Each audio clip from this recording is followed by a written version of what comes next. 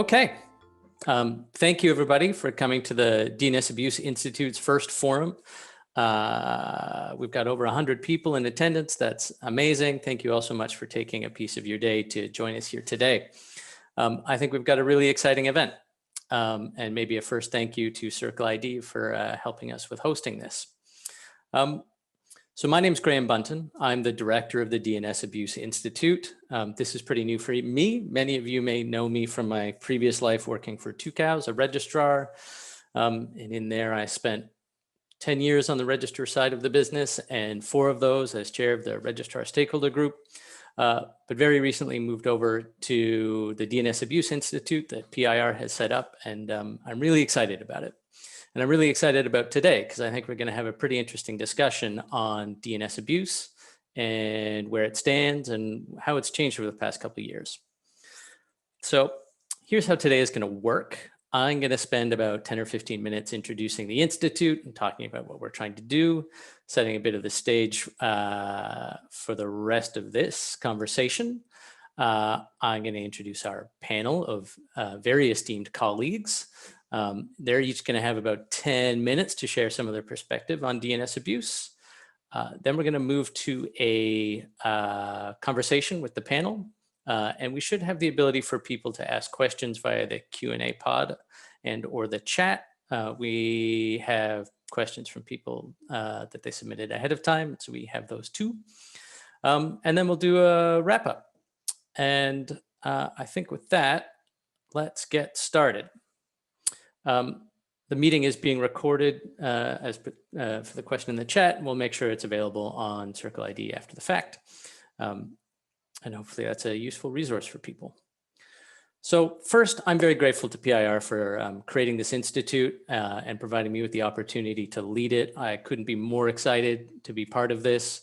It feels really good to be doing something about making the internet better. And I don't think anyone's better positioned to really take the lead on this than PIR. So big thank you to them.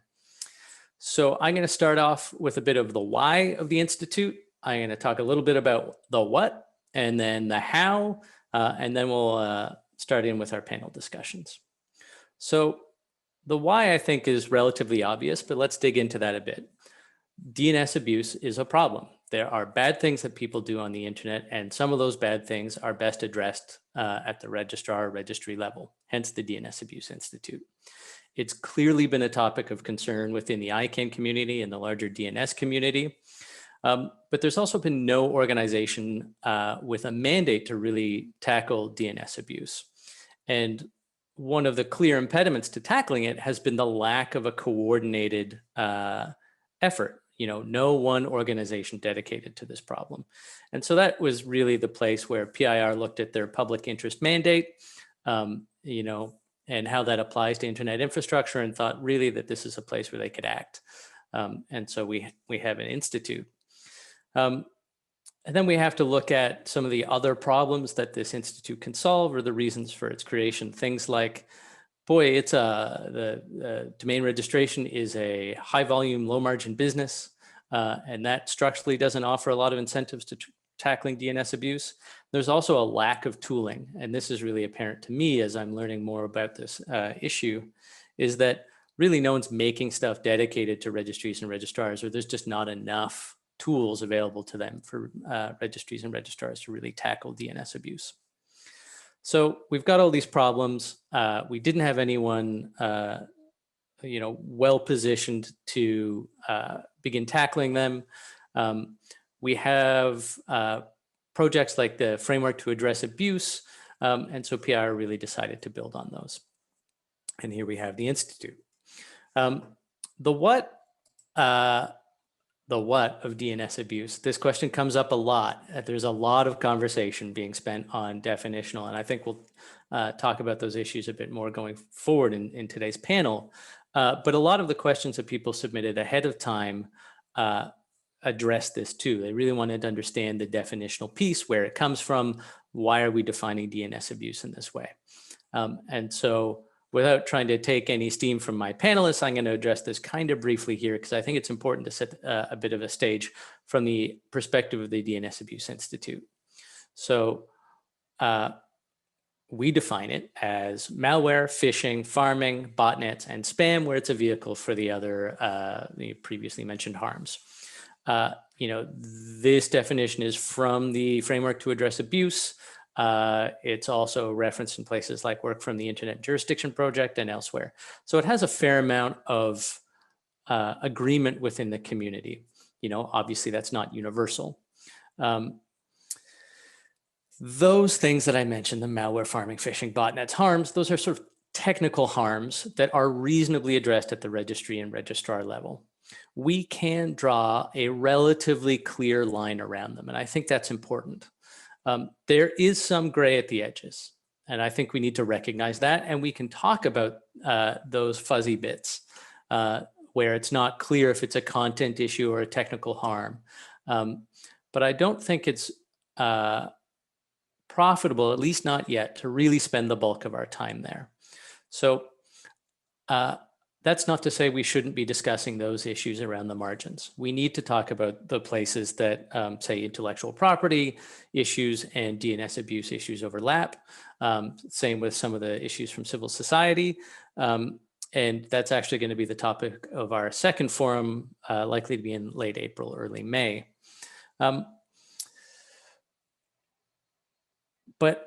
And actually maybe adding to that piece around the edges is we need to get a little bit comfortable with this complexity, and that there are areas where we need to think about the difference in compromised domains versus malicious registrations, and how registries and registrars should act in those circumstances too. So there is some real contentious issues we need to sort out. However, I think if you were to graph DNS abuse, we end up with a normal curve and some things that we were spending a lot of time talking about on the edges. And those are important issues. However, there's this huge thing in the middle of stock, standard, pharming, phishing, botnets, malware that we really need to address. And I think that's going to be primarily the goal of the DNS Abuse Institute, is to really see if we can draw that middle bulk down. When we're showing that we've demonstrated some real achievements in that core problem set, then I think we give ourselves a bit more room to really dig into those edge cases and begin resolving those issues. So that's just to say we need to make sure the harms we see and the effort that we employ is proportionate. And maybe a last point on the what is that there are definitely other harms. There are other really bad things on the internet, things like CSAM. And people should still do those things, like do something about those harms. Just because the DNS Abuse Institute's mandate and focus is quite narrow, that does not mean people should stop doing other things. I want to encourage people to tackle those nasty other harms. Those just happen to be outside the mandate for the Institute. I should also add that this doesn't, the mandate of the Institute does not also dictate what PIR as an organization does for its anti-abuse measures. They're distinct. So I don't personally deal with any of the PIR internal abuse issues on their platform. All of my work is external. We're going to be addressing DNS abuse. So I just want to make sure that that's really clear, and I'm not undermining the severity and importance of online harms that people should go and do good work on. It's just not the core work of the DNS Abuse Institute. So that's the what. The how is kind of the fun stuff. The how is what the DNS Abuse Institute is going to be doing going forward. And I will say that we're still working on our sort of roadmap, exactly how we're going to lay out these pieces. And I'll talk a little bit about some of those building blocks in a minute. But the DNS Abuse Institute is really founded on 4 pillars. So, sorry, 3 pillars. It's a tripod, not a quad pod. Yeah, you're welcome, everyone. So the 3 pillars are education, collaboration, and innovation. Education seems, should be hopefully relatively obvious. That's going to be us working with registries and registrars to develop materials and best practices on how to combat DNS abuse. What are the tools? What are the best versions of those tools? How to employ them? That's sort of really key stuff that helps people get things done, helps people mitigate DNS abuse. It's also going to mean working with law enforcement, internet security, and intellectual property to understand their issues, to help them understand how to submit abuse complaints, so that they get the action that they're looking for. Really make sure that we identify the gaps in knowledge and fill them as best we can. Collaboration. The next pillar is going to be working with partners like Internet and Jurisdiction, ECO, ICANN, engaging with all the parts of the community to bring people together where they have great ideas on how to address DNS abuse, to make sure that those ideas can be turned into something that's useful for everyone and available to everyone. And so this forum, for example, is a sort of introduction to that. Let's see how we can work together and maybe get some great ideas from both the audience and our panelists here today. The last one is innovation. And this is sort of the one that is really exciting to me personally. This is where the Institute's going to be working on funding cutting edge research into DNS abuse. And it's also where we're looking at really developing tools and resources for registries and registrars to combat DNS abuse. That could be, for example, things like centralized abuse reporting. It could be more detailed reporting on DNS abuse. In a magical future world, it could be things like machine learning models to identify DNS abuse. As I'm thinking about those innovation things and these three pillars themselves, and this is sort of spoiler for the roadmap that we'll publish and we'll get input on, and I would really welcome that input. I would expect to have that sort of out into the public in the next month or so. I'm really focused on the building blocks that the Institute's going to need to be excellent. So that's going to be, world-class understanding of DNS abuse, that no one knows more about it than we do, in how to measure it and what the tools are for mitigating it. And that tooling piece seems really important. There's a lot of information and a lot of block lists available, for example, and we really need to understand the strengths and weaknesses of those. I will also say that I'm really focused in building this roadmap around implementability. I have worked at a registrar for a long period of time. I've seen the development backlog at most registrars. I have a sense that a lot of those priorities are, keeping what end up being relatively old platforms up and running, and or building things that generate new revenue. The idea of trying to get things on registrar backlogs to implement to combat DNS abuse, I think would push a lot of good work really far down the road. And it's difficult to make that a priority for people. So I'm really focused on what are the initiatives that we can do that provide tools to frontline compliance and anti-abuse people? What makes their lives faster and easier to combat DNS abuse? Because I think that is going to be where we see the most effect in the least amount of time. And so, boy, if you have strong opinions on that, contact information to be at the end of this panel discussion today. Feel free to reach out. We can talk about it. So moving forward, we need to put some of these initiatives and the work of the DNS Abuse Institute into some context. And that's why today I've asked some of our esteemed colleagues from the industry to join us and talk about the state of DNS abuse and how they've seen that change over the past 3 or so years. So in order today, we're going to hear from John Crane from ICANN, Ashley Heineman from GoDaddy, Chris Lewis-Evans from the National Crime Agency in the UK, and Jeff Bedzer from iThreat. Thank you guys for joining us today. I really appreciate that you have taken the time to do this. I've asked them, as I just said, to sort of give us their perspective on DNS abuse and how it's changed. I've also tried to be relatively clear to them that they should not pull any punches, that they should feel free to call it as they see it, because I don't think it's going to benefit the Institute going forward if we're not starting from a pretty clear and honest place. So that's the sort of vibe I want to give this discussion today. I hope that makes it entertaining and enjoyable for everyone, and that we all learn something, and that we come out of this like hopefully having learned some interesting things, as well as like energized to go combat DNS abuse. So I think with that introduction, I'll stop there, and I'm going to pass it over to John Crane to please get us started. John, thank you. Well, thank you, Graham. Good morning, afternoon, evening, everybody. We hope to be entertaining. That is what we're here for, apparently. Happy to be part of this quad pod or tripod or whatever it is. Can I get the slides up, please?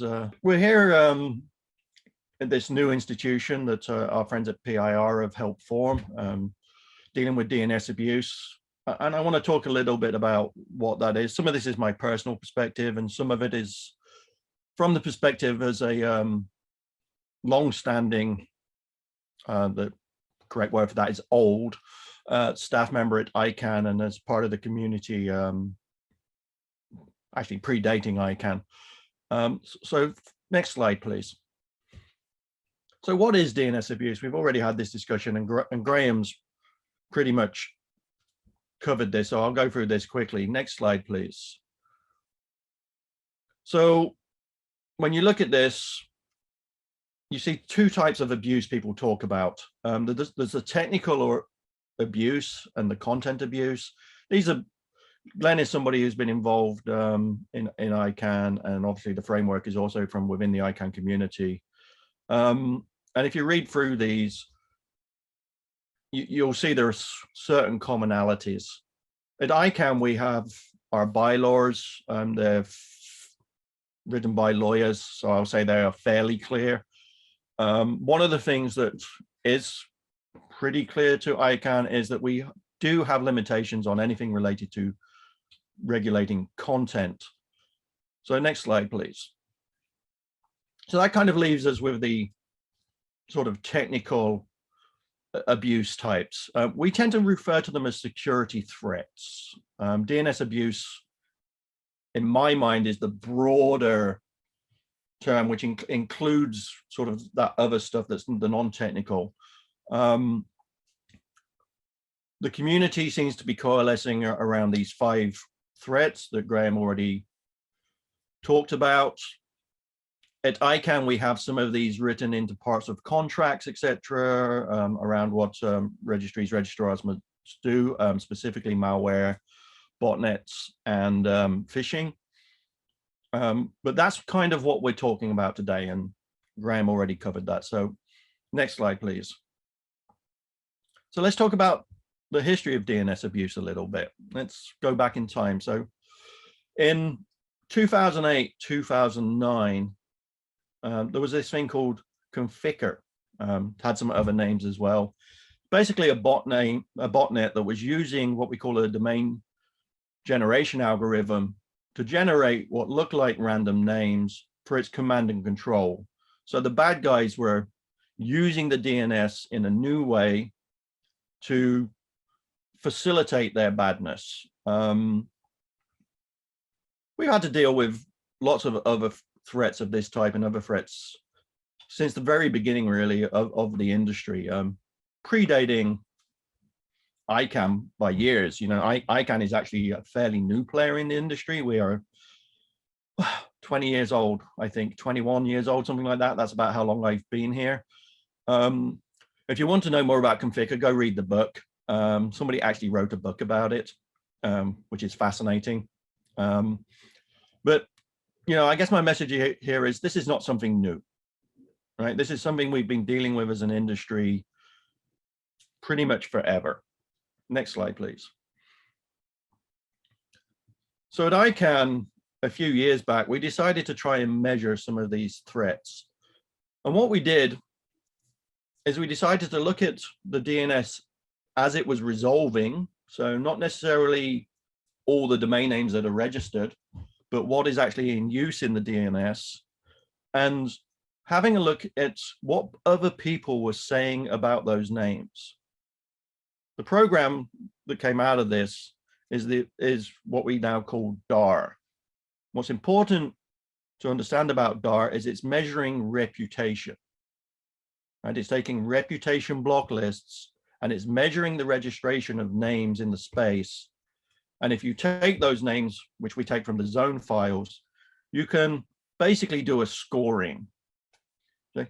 what percentage of names in somebody's zone file have been reported to have some kind of abuse associated with them. And those abuses were phishing, botnets, malware distribution, and spam as an enabler. So 4 of those 5 that were already called out. You can actually see monthly reports and read all about DAR on the URL here, and these slides will be shared. So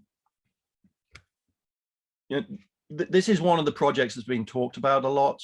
We've worked a lot with the registries and registrars to improve it, and we'll continue doing so. But it was an interesting way of measuring what people were saying about the abuse within the DNS. Next slide, please. So here's a couple of timeline graphs, and it actually predates the reports. It goes all the way back into when we first started collecting data. And it shows us a couple of rough trends. Now, obviously, these things, they actually go up and down, right? This stuff doesn't go in a straight line. But if you look at the trend data, and we had our scientists do this, not me, I'm just an engineer.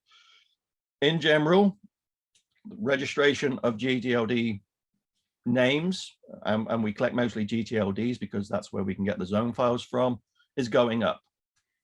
I guess that's a good thing for the industry, right? Name registrations are going up. But the amount of names that have a bad reputation that are being reported on the block lists seems to be going down. Now, I'm not going to talk about here what the reasons for that are, because there are many theories about why they go up and down.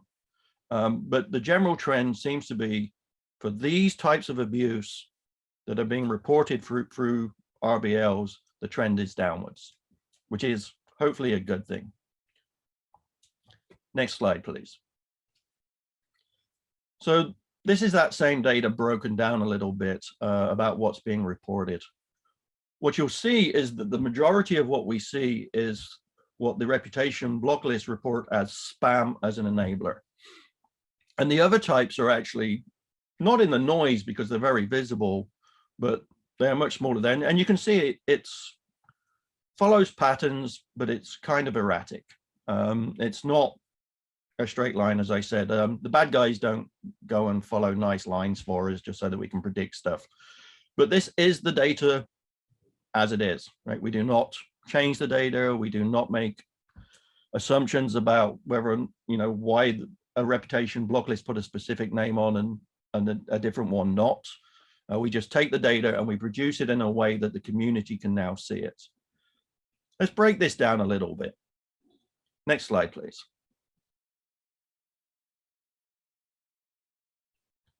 Oh, there we go. Unfortunately, I lost the y-axis on this, but you can see the x-axis, that all of these are kind of ups and downs, that they're a little bit spiky. These have been normalized a little bit so we can actually just see the top. The spam numbers would be much higher. What you see, which is interesting, is that malware and spam seem to be much more spiky. They have some interesting spikes in. This is really probably, and this is not a science, this is my take on this, and we have done a little bit to look back in time and see what happens, is because malware and phishing, sorry, tend to be campaign driven. So our guess, and we looking back at the data, it does seem to be this way, is that these are actually what we're seeing is campaigns where the bad guys are going out, registering a bunch of names and bringing them into the system. And then they are being detected and reported on the reputation lists. So you see it's got just slightly different profiles, which to geeky people like me is interesting. Next slide, please.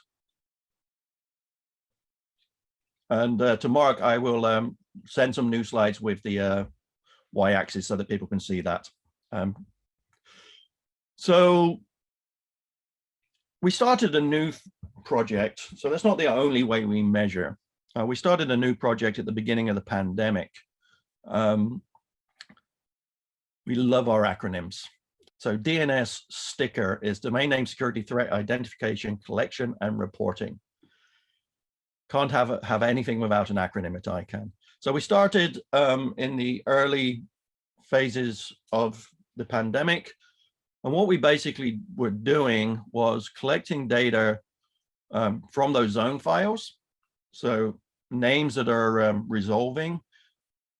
And then we did some analysis on the strings that were in those names. And we were looking for strings that were related to the pandemic in some way.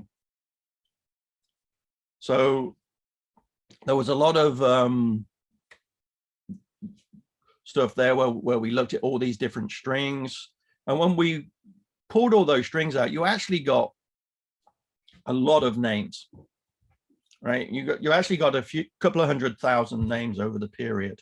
And when you look at reports in the press, you'll often see reports that say things like, well, there are 200,000 dangerous names or 200,000 names that are high risk. But high risk doesn't really mean a lot to us. So what we then did is we went and actually looked for reports of badness on these names. And what we found was that when you actually go and look to see whether something had been used for either phishing or malware, which were two of the types that we look at, the numbers dropped drastically. And they dropped down to the thousands instead of the hundreds of thousands. And if you go one step further, once you've got that evidence and you look for a reasonable amount of evidence, so we were looking for things being reported in multiple places, and that was still active, what we then found was by the time that we got around to looking at a name, looking for evidence, and then go and see if it is still a problematic name, that the majority of those names had actually already disappeared. They were no longer resolving. Now, we don't know why they weren't resolving, right? It could be action by a registry. It could be the bad guys went away, but they were no longer resolving, even though they may be in the zone files. Up to date, we've sent about 300 reports to registrars. That report was based on the framework and the kind of evidence they were asking for. And when we send reports, the names seem to then go away. So I guess that's good. Next slide, please. So this is just a graphical representation of that. If you look here, you'll see there was a massive spike of registrations around April of last year. There was a spike of names with evidence, but nowhere near the same as the registrations. And this has remained pretty flat since then, and that goes on even till today. We've not seen another spike. So once again, what we're trying to do here is bring data to the discussion. Next slide, please. So what does the future look like? And this is where I just get out my crystal ball. Next slide, please. Reality is, I don't have a crystal ball. So I'm just kind of going to be meandering here and musing. So I think we have both opportunities and challenges. That is sort of the way the world works, I guess. There's always opportunities and challenges. So an opportunity is that we're already working on this, right? And I don't mean, when I say the community, I don't mean the contracted parties. I don't mean ICANN, the organization. I mean, in the broader sense, the community is aware and they are working on this. So there is opportunities there. Better awareness.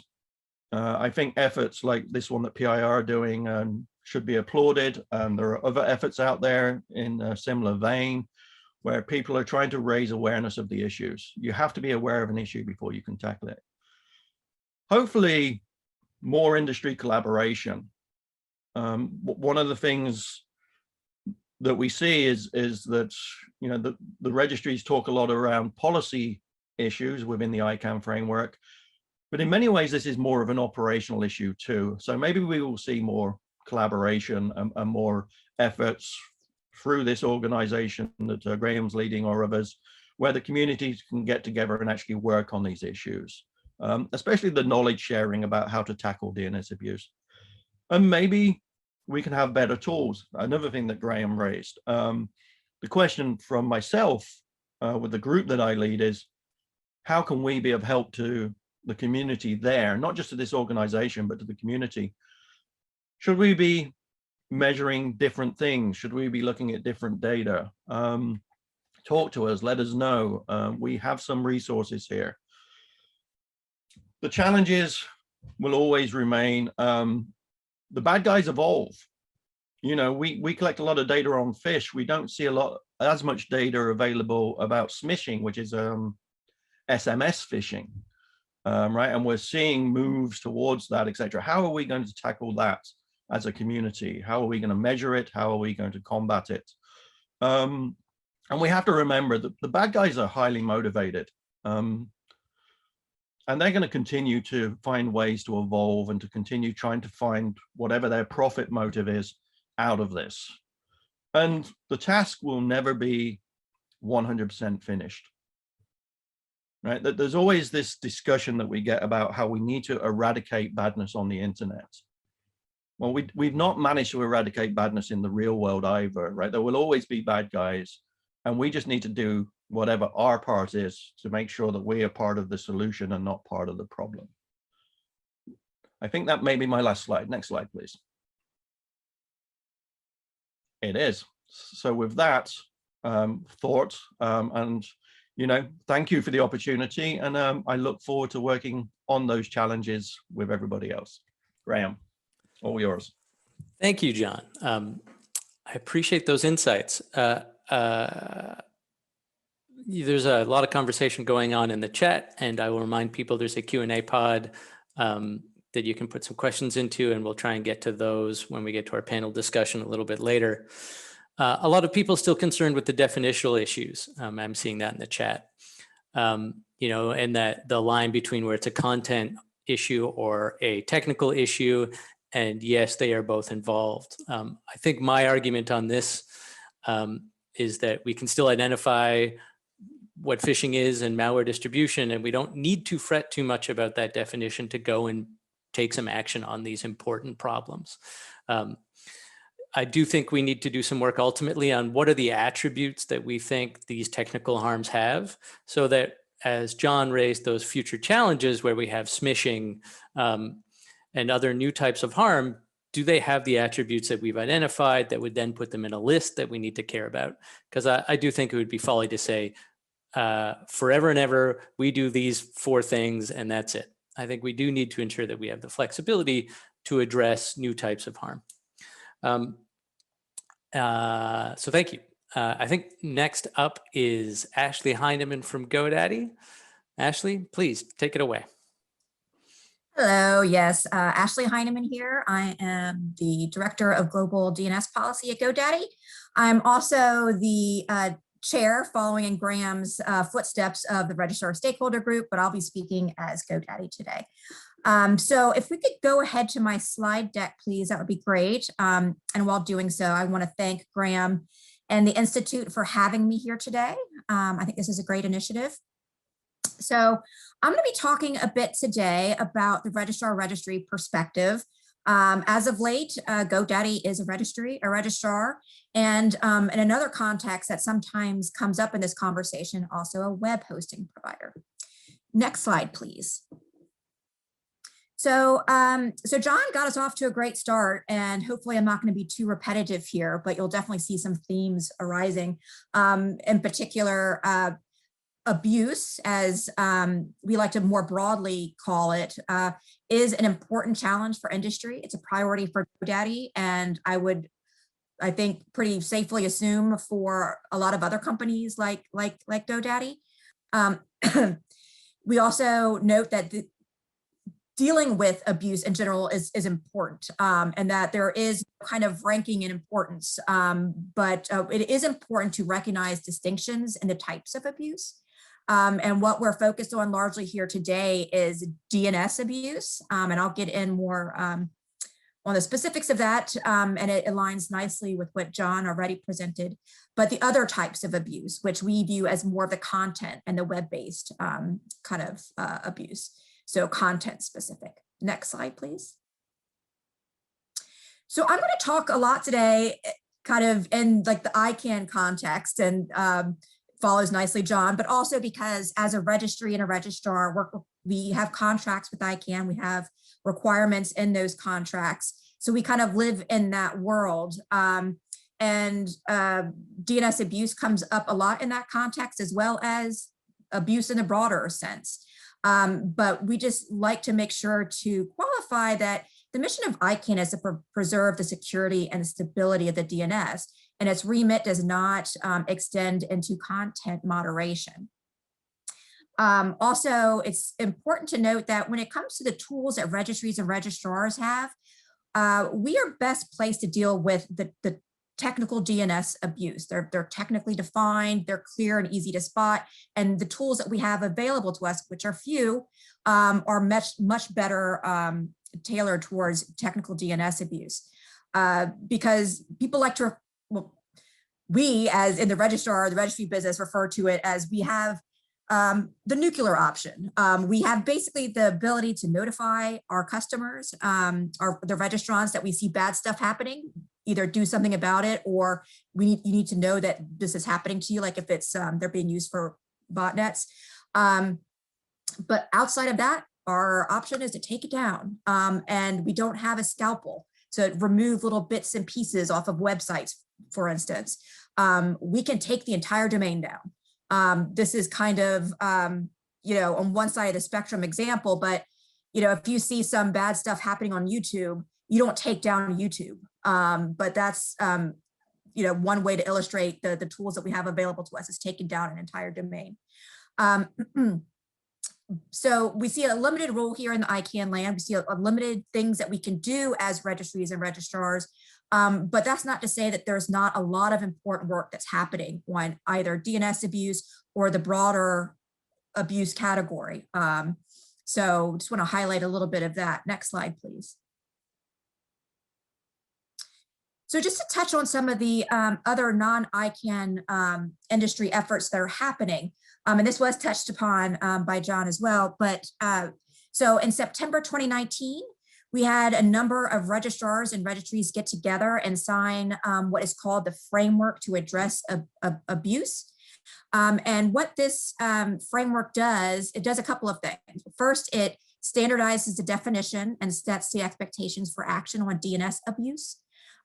Defined here, malware, botnets, phishing, pharming, and spam when it's used as an attack vector.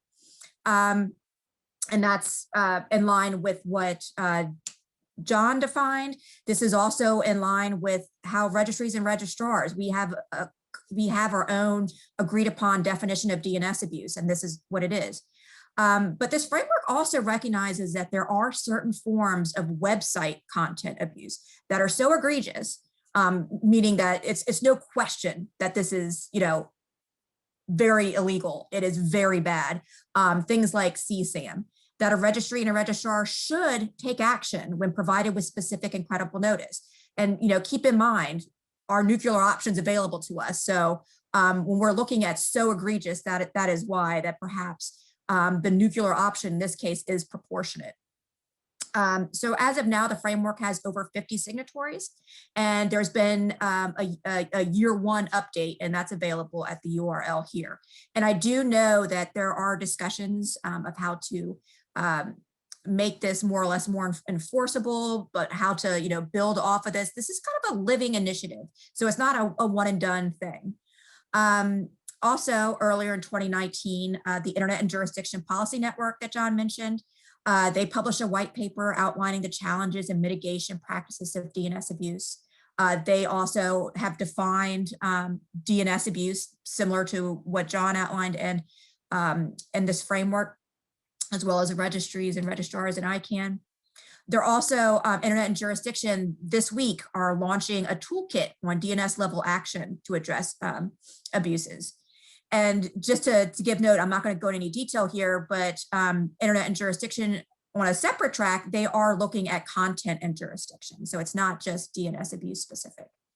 And so now we have the PIR DNS Abuse Institute. So adding to the voluntary industry, non-ICANN led efforts, and in this case, looking specifically at DNS abuse. And of course, there are other industries, alliances, and coalitions that are also targeting specific categories of abuse, like spam, CCM, counterterrorism, and pharma. So these are just a few that are being highlighted here. Next slide, please. So I'm going to go a little bit into the current state. I won't go nearly into the level as John did. He's the engineer. I am not. And going to look kind of just very high level at what we've seen in the COVID environment. And I think this has been a really interesting set of experiences we lived through. That's probably an understatement of the year, presented to us by the COVID-19 pandemic. What we've seen is a lot of focus in the internet space, people having to utilize and rely on the internet to do what they did before, what they could do in person, now being done online.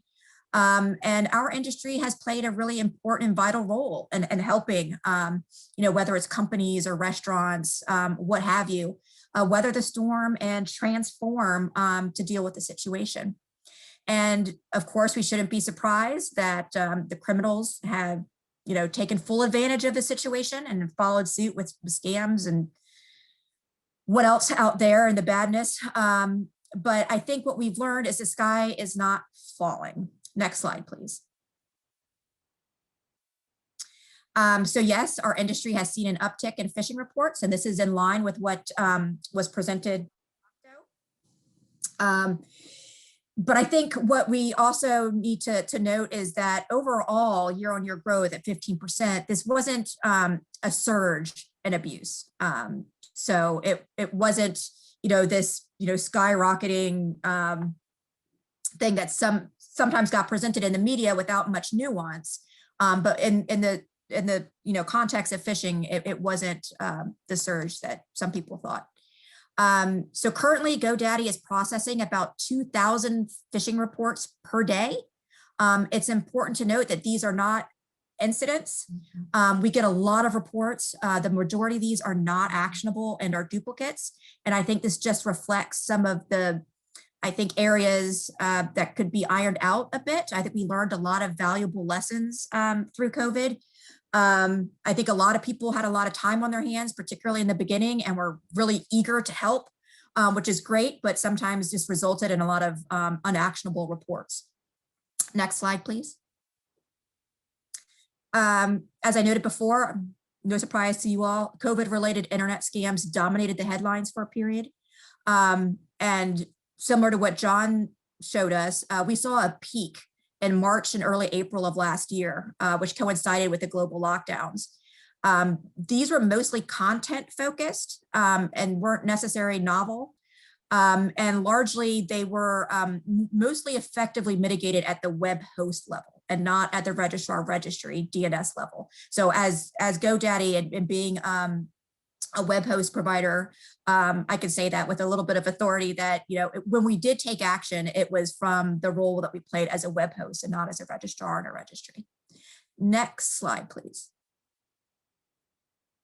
So bottom line, DNS abuse and web abuse and abuse even more broadly. As John mentioned, sorry to keep repeating you, but this is a problem that is never going to go away, sadly. There are always going to be people that take advantage of anything really in life. So I think it's time that we all recognize that this is something that we deal with. It's something that we're constantly going to have to evolve in terms of mitigation.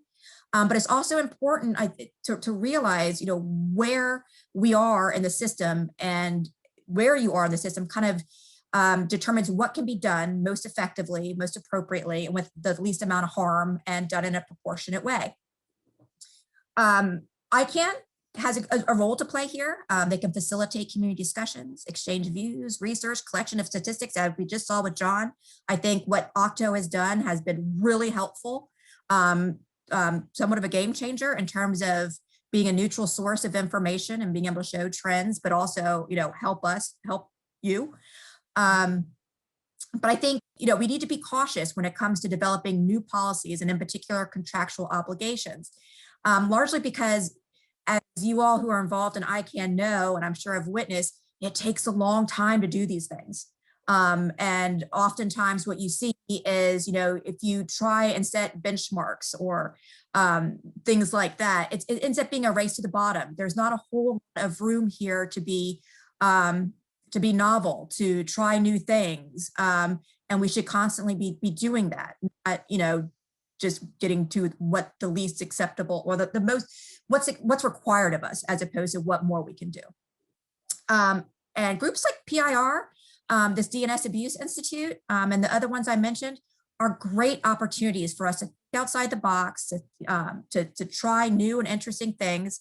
I think one thing we haven't really touched on yet, but I'm sure will be by the end of this session, education, not just for the people who are experiencing abuse, but for registrars, for registries. Not all of us are working at the same capacity. Not all registrars, for example, are members of ICANN. I hesitate to say that the ones that are considered, there's a tendency to reference them as bad actors or not doing their jobs. And I don't think there's ever really a situation where there's the intent to be a bad actor. It's just that they don't know how to take the best actions.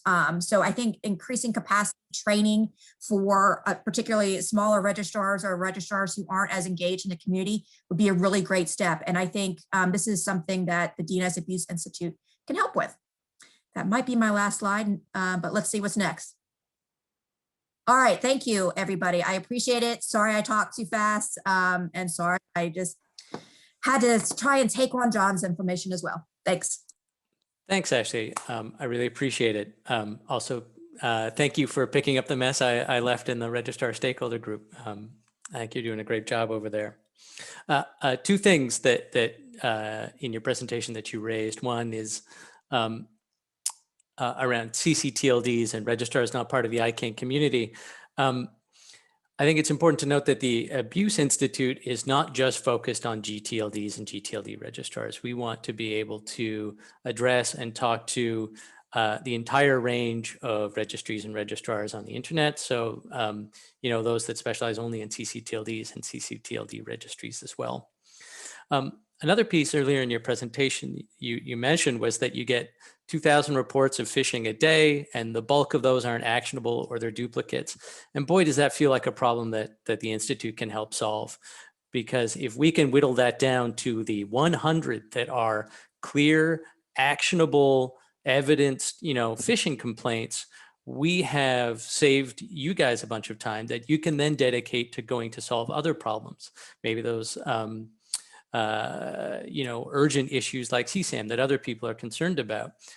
And so the more that we can impact and reduce the problem space of DNS abuse, the more time I think it gives registries and registrars to look into other issue areas. I think next up is Chris Lewis Evans. Chris, please take it away. Brilliant. Thank you very much, Graham. And could we put my slides up, please? So first of all, thank you very much, Graham, the DNS Abuse Institute and Circle ID for arranging this. Hopefully we'll have a really good discussion later as well. But first of all, really what I wanted to cover off is how I see DNS abuse and how domains are used in a criminal nature. So as Graham said, I'm Chris Lewis Evans for the National Crime Agency, and my role there is as a infrastructure investigation manager for the National Cybercrime Unit. So I'm unfortunately seeing this every day on an actionable level. So next slide, please. So looking at how we see the domains, I think it is a changing landscape. One of the things we're seeing is reuse of domains, fluxing between parking and committing DNS abuse and then back again. I think, some of the measures that the registrars and registries, the spam protectors and cybersecurity in general have got a lot better at, recognizing new domains are bad, and how they can be used. And there were certainly a number of years ago, domains used to be registered and then thrown away, whether that was because they were cheaper then or not. I don't really want to say, but we definitely see an evidence to a little bit more smarter use and reuse of domains. So that ties in with the increase in sophistication and delivery of use. So, we really are seeing some of the phishing and spam emails a lot better worded. I remember the early days, not quite as old as John, but not far off probably, where they were, easily spottable, and it was very rare for you to think, oh yeah, I might click on that link, but they are a lot more targeted, a lot more sophisticated, and how they're abusing some of the DNS strings to catch you into some of the clicking onto some of the links, or downloading different malware, has definitely taken a step up in recent times, and that obviously causes problems for individuals and organizations that have to teach their employees what to do. What we've also seen is the resale of victim data, and this comes from sort of an increase in the scale of large-scale campaigns. Emotet is probably a good example of that, that's been in the news recently, and that resale allows other criminals to purchase those items and commit further crimes against individuals or against organizations. And one of the things I wanted to focus on here is, cybercrime used to be seen as very much a victimless crime. Oh, they're just DDoSing someone, they're just taking someone offline, they're only playing games. But I think it's fair to say in the last few years, the impact of cybercrime is really been much more impactful and affecting sort of daily life. So, a phishing or spam campaign could scrape a large number of credentials where they could be used to steal people's information or content, publish them without their consent, and then be used to blackmail them, causing them all sorts of issues. And on that, it's not just campaigns or malware strands such as Emotet that have been used. DNS abuse, different types, so spam, phishing, malware, botnets as a service is becoming more and more prevalent, and really lowering the barrier of entry to be able to commit some of these crimes against general people. On to the next slide, please. So, as with the last slide, what we really want to show here is how that increase in sophistication and increase of use has also led to an increase in impact to victims. I've just chosen two numbers here. There's loads of others. I didn't want to generate lots and lots of graphs on this, but the top line here is the 1.3 billion in 2016 to 3.5 billion in 2019, and that's cybercrime loss, and not specifically DNS abuse, I will flag, but obviously a large proportion of this is predicated by either spam or phishing. So, most malware is delivered by one of those two forms, and that's certainly something that we see within the NCA. The second one, a 24% increase in a 6-month period in reporting.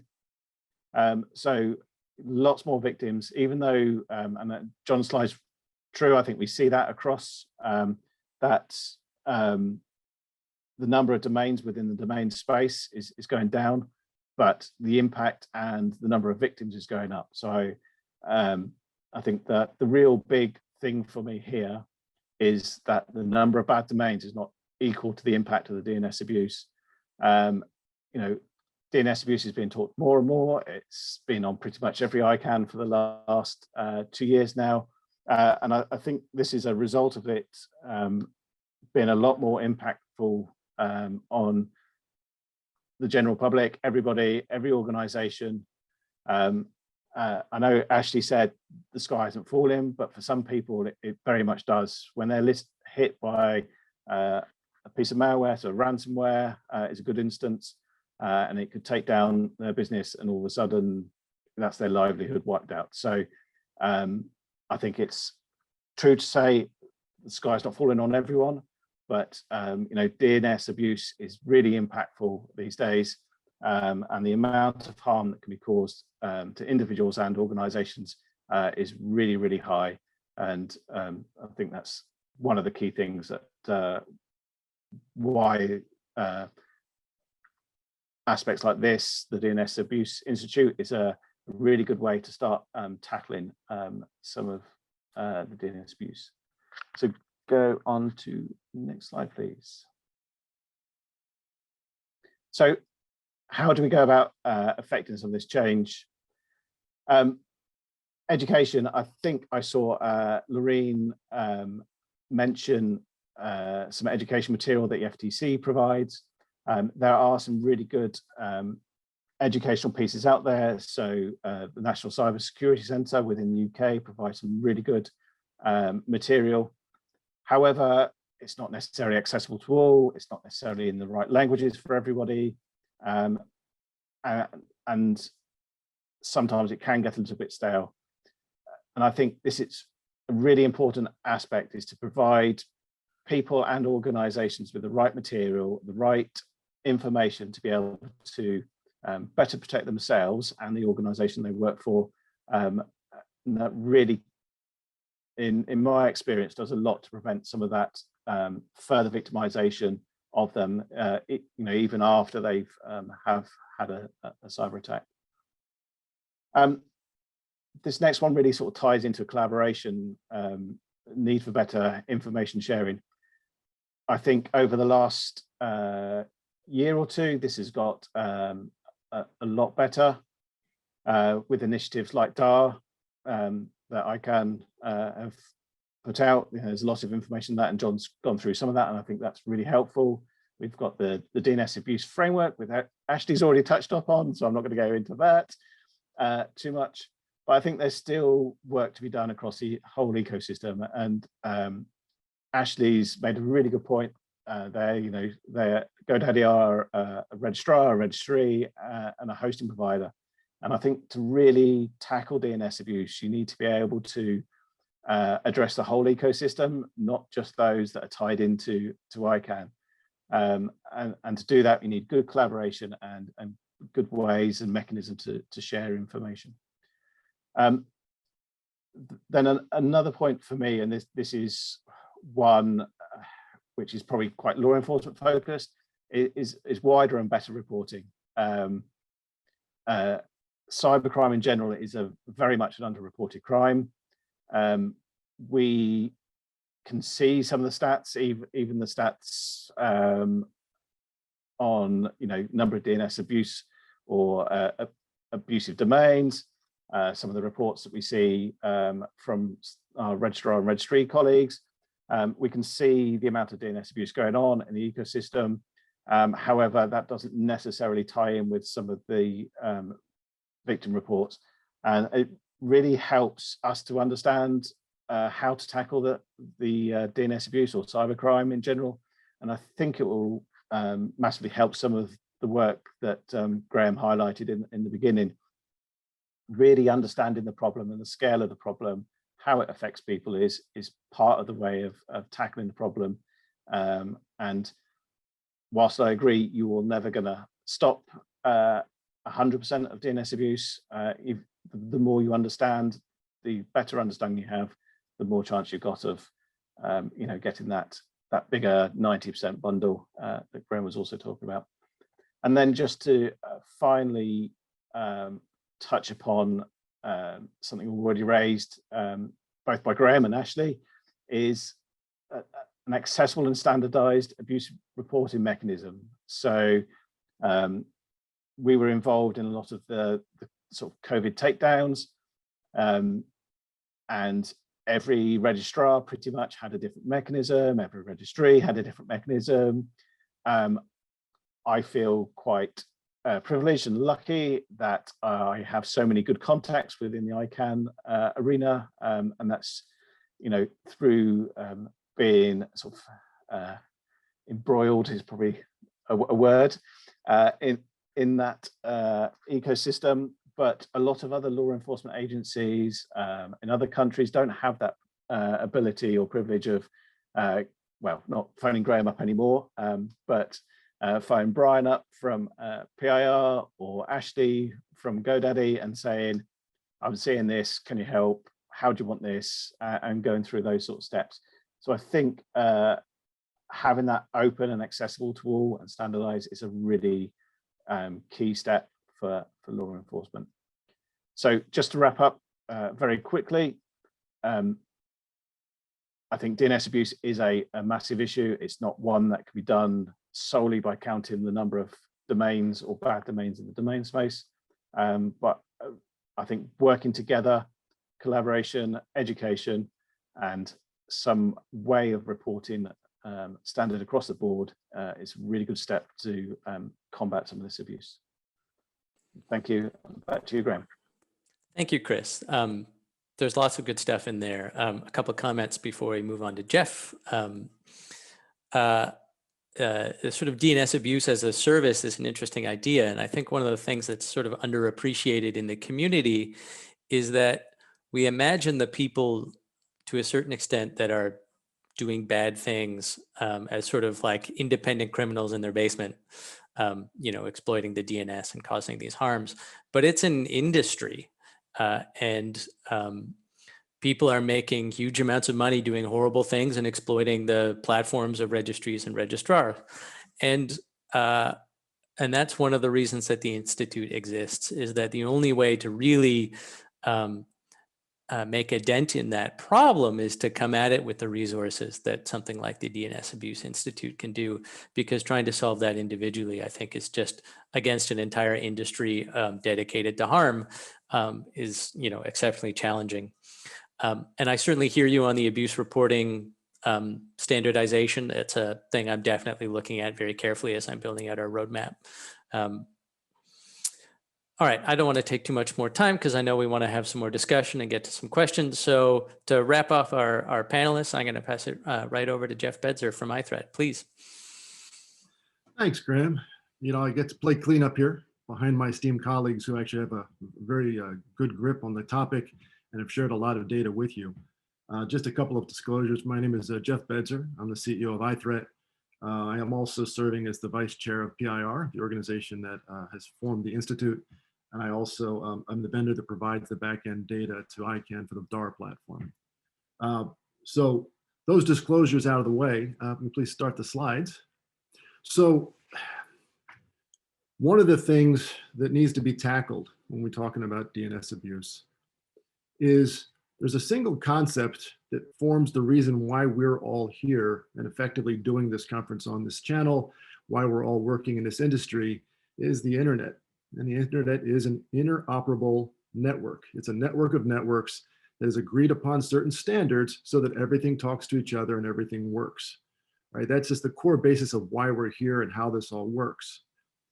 The simple reality is, to date, DNS abuse handling has not been handled in the same way, because it's all different private entities, whether they be a not-for-profit, whether they be a for-profit company, whether they be a nation.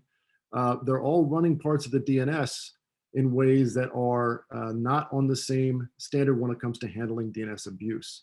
So that we have issues where, as been discussed very adequately by my fellow panelists, that, you know, there can be a situation where the abuse is not on the domain itself. It's a subdirectory. It's a subdomain of the domain. So that comes down to the hosting company. It may come back to the registrar, and in some cases the registry, but there's no standardization for the methodologies of presenting that evidence of that abuse and escalating it across the ecosystem to effectively be interoperable when it comes to abuse handling. So next slide, please. So there's a lot of discussion in the ICANN community, and I've been part of that discussion about responsibility. And I just want to clearly say, I don't care who's responsible. I want to know who's going to take responsibility. Because when we're looking at abuse and DNS abuse, we are talking about victimization of consumers and companies. And as Chris pointed out, billions of dollars just from that FBI report in 2018, $3.5 billion in losses. Now, is it all DNS abuse? Likely not. So what's a reasonable number to be acceptable? Half of that? A third of that? It's still $1 billion, right? Next slide, please. So knowing that we've got billions of dollars lost, and knowing that there are hundreds of millions of victims of DNS abuse, and that can be from fraud, and it can be from phishing, and it can be from, all types of, victim-based crimes such as, ransomware, etc. The delivery mechanism is usually through a URL to get that content to the entity that's being victimized. Hundreds of millions of dollars are being spent fighting cybercrime. Look at your average financial institute, the amount of money they spend on defenses to protect their systems and protect their customers from phishing, etc., is legendary, the amounts of money being spent. So the other reality, and I think Chris pointed this out, is no effort's going to eliminate all opportunity-based crime. Why is that? Well, because it's business, it's capitalism. If there's money to be made, people will make it. There are different nations with less economic opportunities. They're going to target nations that have better economic opportunities. At the end of the day, we're not stopping crime. There's no utopia in the future here. What we are looking at is, can we do something to reduce victimization from DNS abuse, rather than saying, well, it's here, it's growing, it's not growing. Yeah, that's going to be a moving chart, just like John showed at the beginning of this panel. Right? There's always going to be changes in how much there is. What can we do to reduce victimization? And that's going to be about reducing the life cycle of an abusive domain. Once it's detected, how do you mitigate it? How do you lessen the life cycle of the said crime? Next slide, please. So how do you do that? Well, humble opinion here, and something that I think the Institute's in a good position to support, is, of course, adopting standard definitions. Why is that? Well, look, DNS abuse is changing. There's always something new coming around the path, etc.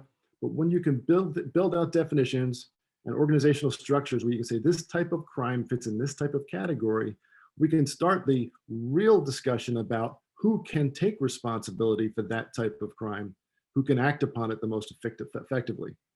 Right now in the industry of people that report DNS abuse to infrastructure providers, they use something that I like to refer to as the scattergun approach, which is basically an English term like a shotgun approach, which means I'm going to shoot at everybody at the same time and assume it's going to hit somebody.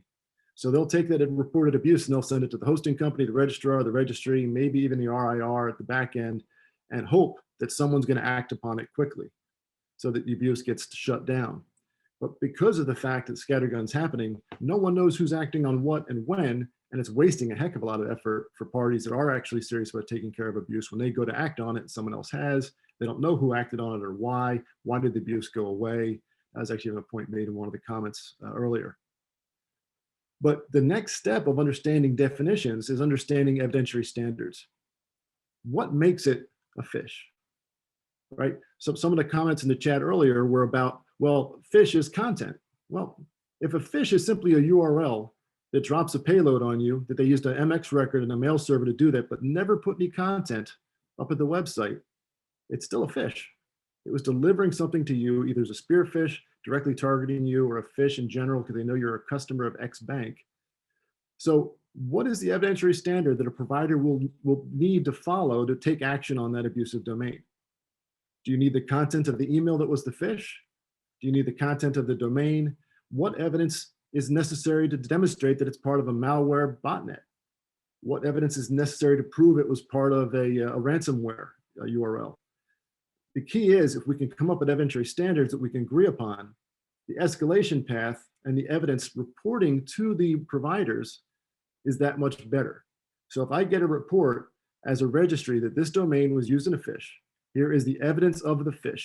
Here is when it was seen. This is when it happened. This is a domain that was registered in the last 24 hours. So we know it's a newly registered domain. All those factors together can make it simpler for a registry to say, yeah, I can act on that, or yeah, I'm going to ask the registrar to act upon that. But it also comes down to escalation paths.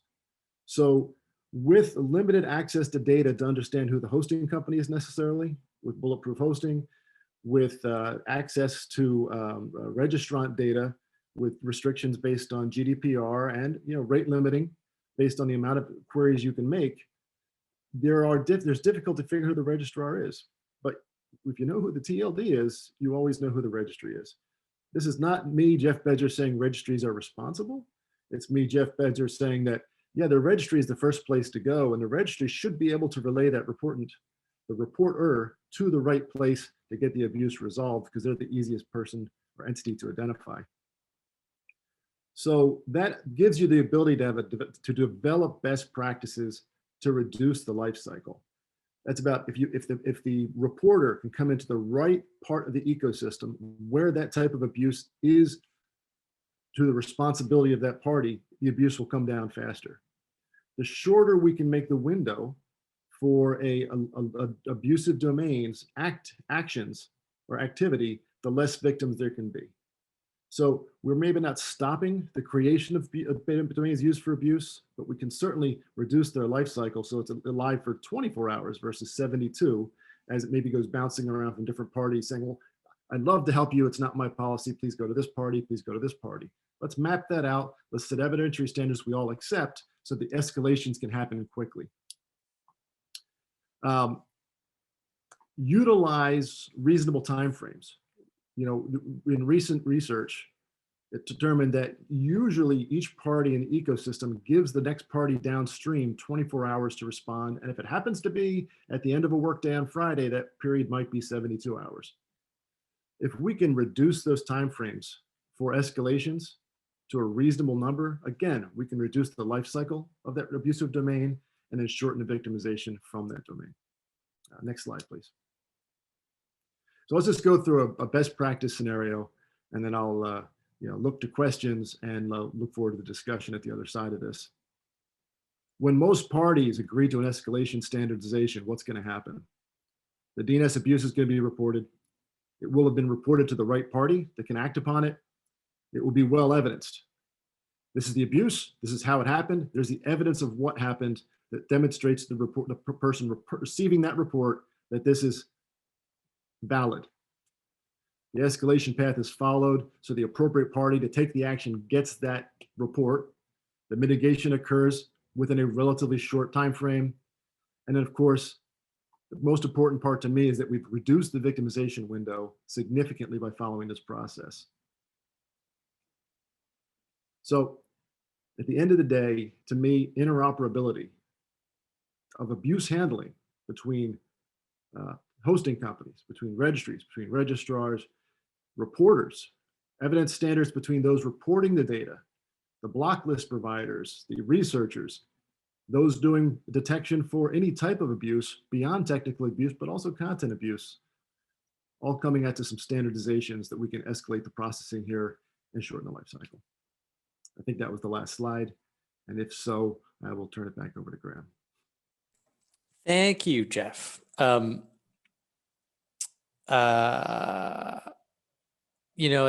theme that was in your report or your presentation and Ashley's made me think about as well was just that as you're talking about the lifespan of some abuse, boy, that the quality of report, the better that quality, the easier it is to action, the less time needs to be spent on investigation, and the less that lifespan, it reduces the lifespan of that harm.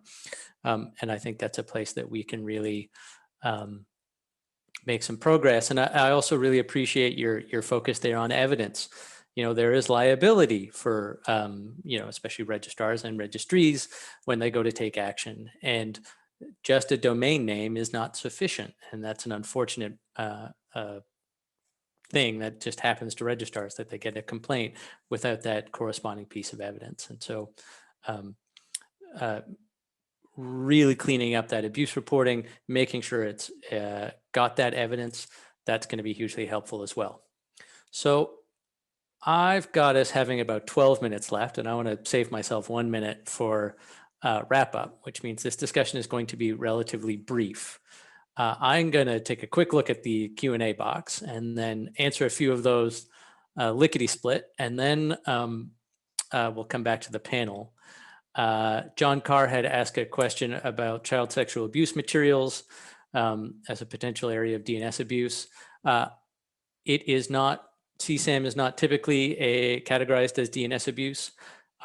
In my 4 years as chair of the registrar stakeholder group and working with many, many registrars over the years, I don't know anyone that does not take that issue extremely seriously. It's universally illegal. There are pretty good processes in place for reporting it and dealing with it. And so I don't hear me try and minimize that as a problem, but just say that it's a problem best addressed elsewhere outside of the DNS Abuse Institute. Glenn McKnight from the Virtual School of Internet Governance was asking about courses.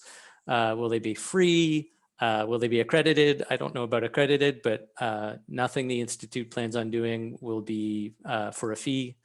And so they will be available. They will be translated as much as possible. TBD on a lot of that, we'll get to it. Maybe the first question in there that I think is interesting for the panel, and maybe Jeff or John are best placed to answer this, is do you either of you guys have a view into active detection versus taking in block lists? Is there opportunities to do more active detection within the sort of registry community? I can take that. And John, feel free to contradict or agree or something in between. So look, the real problem is not that can it be detected, because there are ways you can detect patterns of abuse. You can have a historic view of which IP addresses and which name servers have been associated with abuse on a regular basis. And when a new domain is registered and pops up on that same infrastructure, it raises a flag, right? And if that domain happens to say, you know, Bank of America instead of Bank of America, well, you know, it's on infrastructure with a bad reputation and it's structured like a fish. But at the end of the day, until it's been used for a fish, asking the registry or the registrar to act upon it means that the entity hasn't violated anything yet as far as the law or as far as their policies. So you can do more to red flag activity, but the policies about, you know, the realities of contractual policies about taking action before something has happened brings in the whole minority report discussions about, are you acting on something before the crime has happened? So yeah, I think more can easily be done to detect patterns, but there's still always going to be the problem of what do you do with something you detected before something bad has happened. Yeah, and I think there's various levels of detection. There's that pattern-based detection that Jeff's talking about, and I think there are things that can be done there, and there are registries and registrars that do, for example, pause new registrations if they believe, and you know, that there's a certain amount of human work in this, although a lot of it can be automated, that a string looks risky. I've seen that mainly done at registries. I've not seen it done at registrars. And then they will have some kind of process to allow that name to eventually resolve or not, depending on what it is.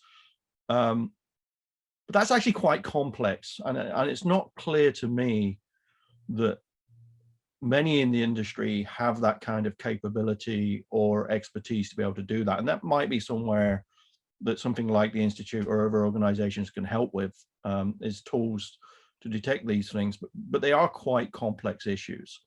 There are also things that you can do by, you know, there's often the question of, well, if you see a bunch of names being registered by the same registrant and they've all been used to phish, do something about the rest of them? And those are decisions that these businesses, and because registries and registrars are businesses, have to be able to analyze and take decisions on.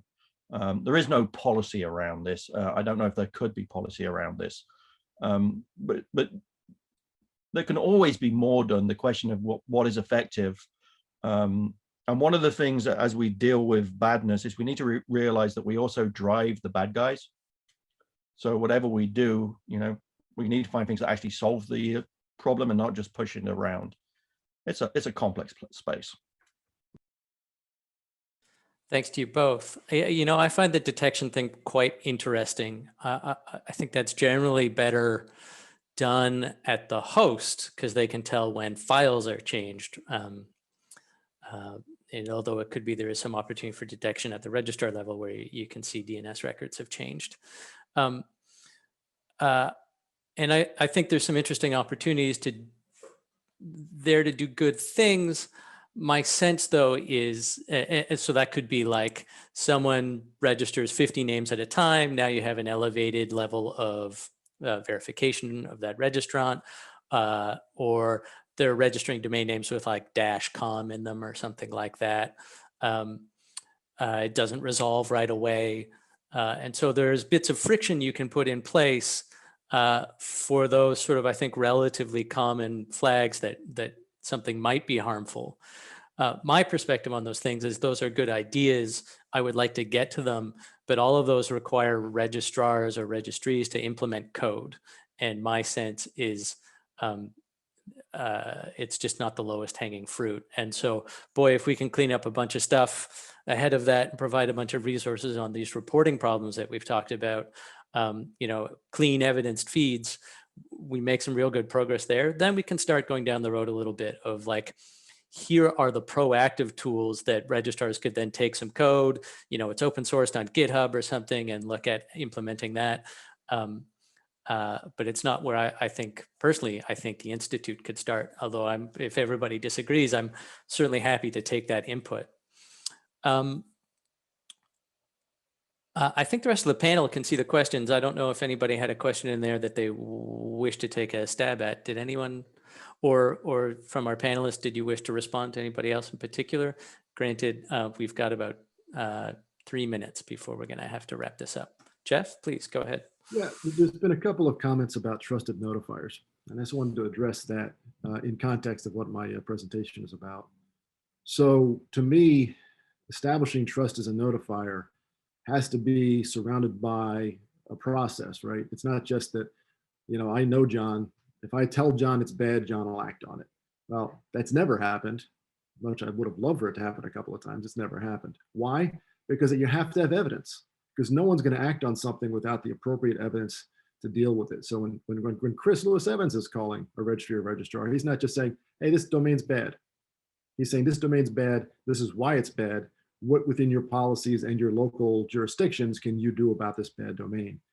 So to me, trusted notifiers are about notifiers who follow a process to thereby be trusted because they're following a process that means I'm presenting the right evidence to the right party for the right actions, not just, hey, you know, we met at an ICANN meeting once and I bought you a drink at the bar, which pretty much makes everybody a trusted notifier if that actually is the standard.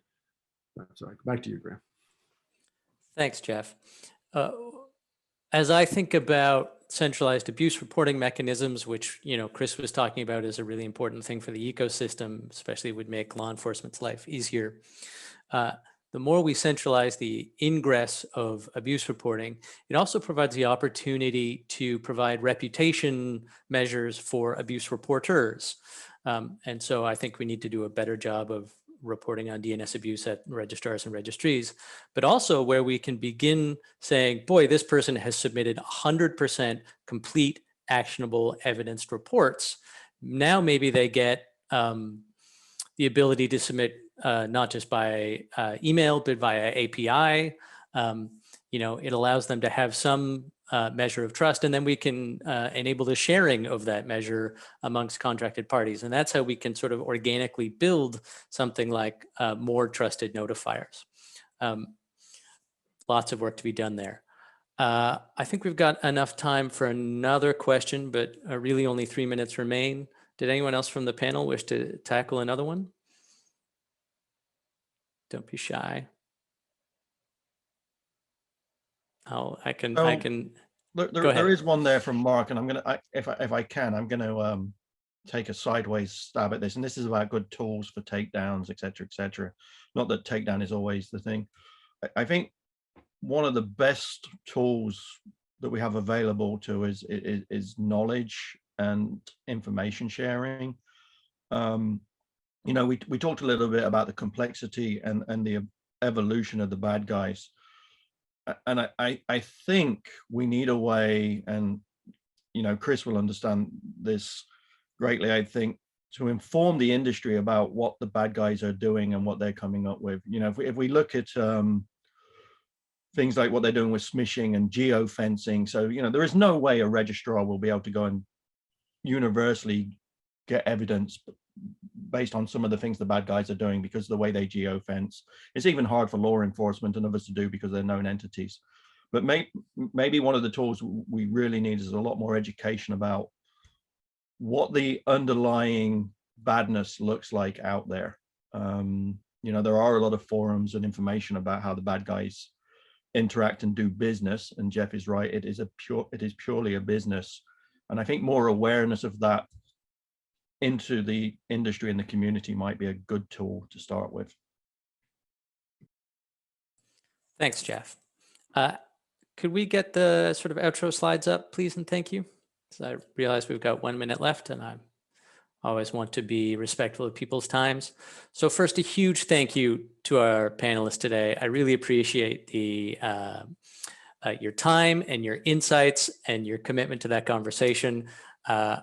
Also, everybody who attended today, I thought the chat was really interesting and lively and generally productive. And so I really appreciate everybody who's come and participated. I want to remind everybody that there is an Internet Jurisdiction Policy Network event on the 18th at 1600 UTC, which is addressing concrete challenges to digital cooperation, launch of their toolkits. Please take a look at that if you haven't looked at what they're doing. A reminder, we'll be doing another one of these forums. That one, the intent is to be focused on the overlap of civil society issues and intellectual property interests on DNS abuse. So it's really about the sort of gray areas we've been talking about in the chat a bit. Likely late April, early May. We're going to be running a newsletter. You can sign up for that at the DNSAbuseInstitute.org. And next slide, please. Right, get in touch. We're going to be really working at the mechanisms where the community can engage with us and collaborate, especially as we get that roadmap out and want to get people engaged in that. But if you've got questions or comments, please feel free to reach out. Graham at DNSAbuseInstitute.org, at DNS_abuse on Twitter, or at Graham Bunton on Twitter directly.